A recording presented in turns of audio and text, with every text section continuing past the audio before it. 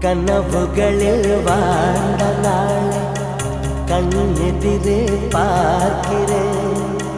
கதைகளிலே கேட்ட பெண்ணா திரும்பி திரும்பி பார்க்கிறேன்.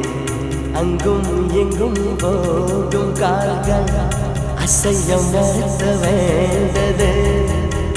இந்த இடத்தில் இன்னும்